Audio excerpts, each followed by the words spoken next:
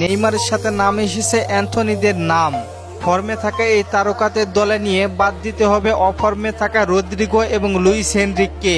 এইবার আর ভুল করতে চায় না কোচ কার্লো আনচেলত্তি। সেরাদের নিয়ে বিশ্বকাপ জিততে মুখিয়ে থাকবে সেলেসাওরা।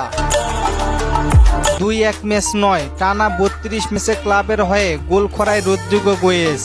32 ম্যাচে অ্যাসিস্ট করেছেন মাত্র 2 বার। রদ্রিগোকে নিয়ে সাবি অ্যালোনসো আগেই বলেছিলেন তার প্ল্যানে নেই।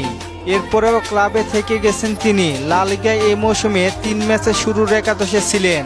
ক্লাব বিশ্বকাপ, চ্যাম্পিয়ন লিগ সবখানেই খেলেছেন 100-এর অধিক মিনিট। আগের মৌসুমে কার্লো আনচেলত্তির অধীনে দীর্ঘ সময় খেলেছেন, তবে বর্তমানে তার পারফরম্যান্স নিয়ে হতাশ সবাই। এমন প্লেয়ারকে নিয়ে বিশ্বকাপে নিয়ে যাওয়া ব্রাজিলের মতো দলের জন্য মোটেও মানানসই নয়। রদ্রিগোর থেকে কিছুটা ভালো পারফরম্যান্স লুইস হেনরিকের।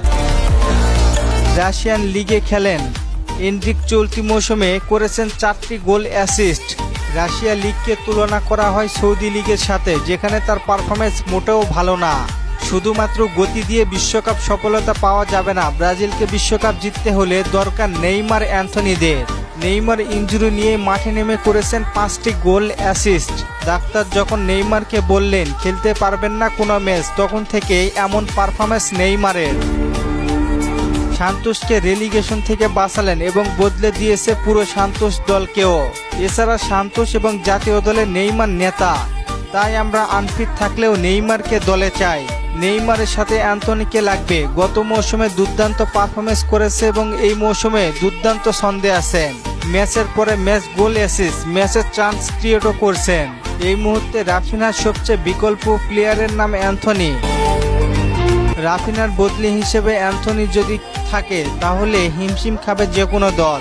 সব মিলিয়ে 90 মিনিটেই অ্যাটাকিং লাইনে থাকবে ব্রাজিলের ধার। আপনার কি মনে হয় জাতীয় দলে কাদেরকে দেখতে চান? রদ্রিগো, লুইস হেনরিক নাকি নেইমার অ্যান্থনিকে? জানিয়ে দিন আপনার মূল্যবান মতামত। আর চলেন আপনাদের কমেন্টগুলো দেখে আসি।